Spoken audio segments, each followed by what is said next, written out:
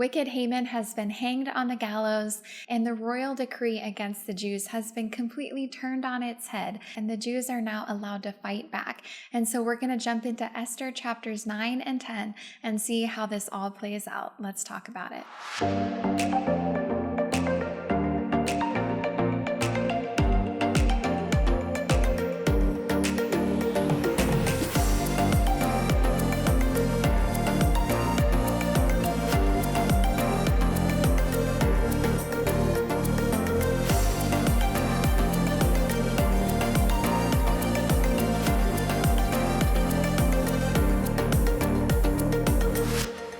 Hey friend, welcome to Her Journey with God. I'm Sarah, and I'm so glad that you're joining me. I hope you've been following along in this series on the book of Esther, where we are digging deeper into the person and the time period of the book of Esther.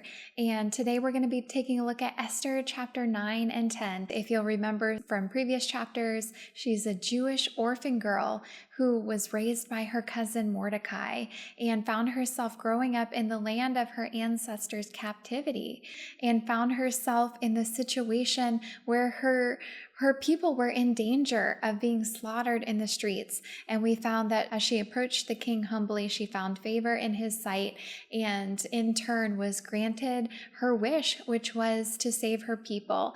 And another royal decree was created that gave the Jews the opportunity to fight back against the people who were trying to destroy them. So grab your Bible and your favorite drink and let's jump in. Chapter 9, verse 1. Now in the 12th month, which is the month of Adar, on the 13th day of the same, when the king's command and edict were about to be carried out, on the very day when the enemies of the Jews hoped to gain the mastery over them, the reverse occurred. The Jews gained mastery over those who hated them. The Jews gathered in their cities throughout all the provinces of King Ahasuerus to lay hands on those who sought their harm, and no one could stand against them, for the fear of them had fallen on all peoples. All the officials of the provinces and the satraps and the governors and the royal agents also helped the Jews, for the fear of Mordecai had fallen on them. For Mordecai was great in the king's house, and his fame spread throughout all the provinces, for the man Mordecai grew more and more powerful. Here we see that the first royal decree that Haman had enacted is now being completely reversed because of the second decree that Mordecai and Esther were allowed to create, because the first decree could not be overturned. It could not be taken back. And so they created a second decree which allowed the Jews to fight back. And now we also see what a turn of events. Not only is that royal decree going in the Jews' favor, allowing them to slaughter those who are trying to slaughter them, but we also see that Mordecai, Esther's older cousin who raised her, is becoming a great figure in Susa and throughout the provinces, as we see Mordecai gaining more favor and more power, which is such a different turn of events from the man that we saw day after day sitting at the gates of the king's palace. And then we saw him mourning in sackcloth and ashes. And now we see not only was he humbled in the beginning, but now God has exalted him into a powerful position over the people in the province. Verse 5, the Jews struck all their enemies with the sword, killing and destroying them, and did as they pleased to those who hated them.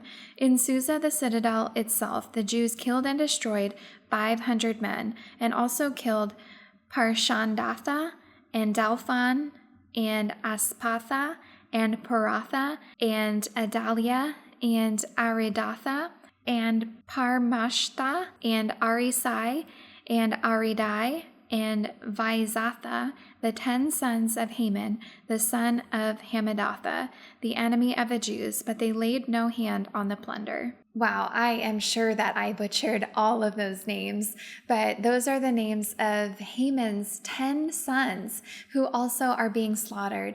And what an amazing situation that not only was wicked Haman, the one who plotted against the Jews originally, not only was he hanged, but also his 10 sons were slaughtered by the Jews who Haman intended to destroy. Verse 11, that very day, the number of those killed in Susa the citadel was reported to the king, and the king said to Queen Esther, in Susa the citadel, the Jews have killed and destroyed 500 men, and also the 10 sons of Haman. What then have they done in the rest of the king's provinces? Now what is your wish? It shall be granted to you, and what further is your request? It shall be fulfilled. And Esther said, if it please the king, let the Jews who are in Susa be allowed tomorrow also to do according to this day's edict, and let the 10 sons of Haman be hanged on the gallows. So the king commanded this to be done. A decree was issued in Susa, and the 10 sons of Haman were hanged.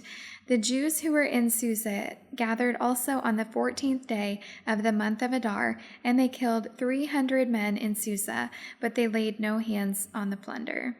And we also see here that when the king asks Esther if she has any further requests that the king should do for her, she requests that there be another day that the Jews be allowed to destroy their enemies. And not only a second day where they can slaughter their enemies, but also that the 10 sons of Haman would be hanged. Now, I only recently caught this in that the 10 sons of Haman have already been killed, but now Esther is asking that they be hanged in the city, that they be hanged up on gallows for everyone to see. The Persian Empire was a pretty gruesome empire. They did a lot of torture techniques and often made people suffer, made their enemies suffer. And so here we see Esther kind of taking on some of the characteristics of that environment that she has grown up in, which is requesting that these 10 bodies be strung up by their necks. Kind of gruesome, right? Verse 16, now the rest of the Jews who were in the king's provinces also gathered to defend their lives, and got relief from their enemies, and killed 75,000 of those who hated them. But they laid no hands on the plunder. This was on the 13th day of the month of Adar, and on the 14th day they rested and made a day of feasting and gladness. But the Jews who were in Susa gathered on the 13th day and on the 14th, and rested on the 15th, making that a day of feasting and gladness. Therefore the Jews of the villages who live in the rural towns hold the 14th day of the month of Adar as a day for gladness and feasting, as a holiday, and as a day on which they send gifts of food to one another. And Mordecai recorded these things and sent letters to all the Jews who were in the provinces of King Ahasuerus, both near and far, obliging them to keep the 14th day of the month of Adar, and also the 15th day of the same, year by year, as the days on which the Jews got relief from their enemies, and as the month that had been turned for them from sorrow into gladness, and from mourning into a holiday, that they should make them days of feasting and gladness, days for sending gifts of food to one another, and gifts to the poor. So the Jews accepted what they had started to do, and what Mordecai had written to them. For Haman the Agagite, the son of Hammedatha, the enemy of all the Jews, had plotted against the Jews to destroy them, and had cast pur, that is, cast lots, to crush and destroy them. But when it came before the king, he gave orders in writing that his evil plan that he had devised against the Jews should return on his own head, and that he and his sons should be hanged on the gallows. Therefore they called these days Purim, after the term pure. Therefore, because of all that was written in this letter, and of what they had faced in this matter, and of what had happened to them, the Jews firmly obligated themselves and their offspring and all who joined them, that without fail they would keep these 2 days, according to what was written, and at the time appointed every year, that these days should be remembered and kept throughout every generation, in every clan, province, and city, that these days of Purim should never fall into disuse among the Jews, nor should the commemoration of these days cease among their descendants. And so the Jews created a holiday out of these days, the 14th and 15th days of the month of Adar. And so this was a holiday that the Jews called Purim. And this was after the name pure, which means to cast lots. And in a previous chapter, we saw that Haman, before approaching the king to bring up this idea of killing off the Jews, he cast lots. He and his men cast lots to determine the perfect day to go and tell the king about this. And so what we see throughout this story of the book of Esther is that God's hand is on every area of this story in putting people into position to save his people, even down to the casting of lots of this wicked Haman who is plotting against the Jews. God controls even the outcome of the casting of lots that told Haman the perfect day to go to the king and approach him about destroying the Jews. Verse 29, Then Queen Esther, the daughter of Abihail, and Mordecai the Jew, gave full written authority confirming this second letter about Purim. Letters were sent to all the Jews to the 127 provinces of the kingdom of Ahasuerus in words of peace and truth, that these days of Purim should be observed at their appointed seasons, as Mordecai the Jew and Queen Esther obligated them, and as they had obligated themselves and their offspring with regard to their fasts and their lamenting. The command of Queen Esther confirmed these practices of Purim, and it was recorded in writing. So we see here that Esther is writing down and putting in a letter a reminder to the Jews to keep this festival of Purim, to commemorate the events that happened here,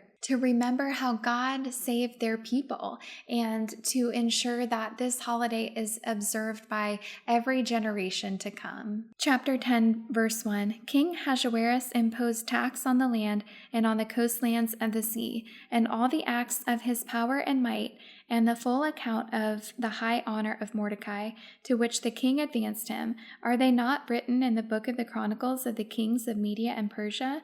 For Mordecai the Jew was second in rank to King Ahasuerus, for he was great among the Jews and popular with the multitude of his brothers, for he sought the welfare of his people and spoke peace to all his people. Wow, what an amazing turn of events for Mordecai, who is now second in command, just below the king. We saw Mordecai throughout this story as an incredibly humble man, a faithful, righteous man who chose to raise Esther, the orphan girl, his cousin. He chose to raise her as his daughter. And we saw him checking on her day in and day out through the process of her going through the beauty pageant of sorts, becoming the queen.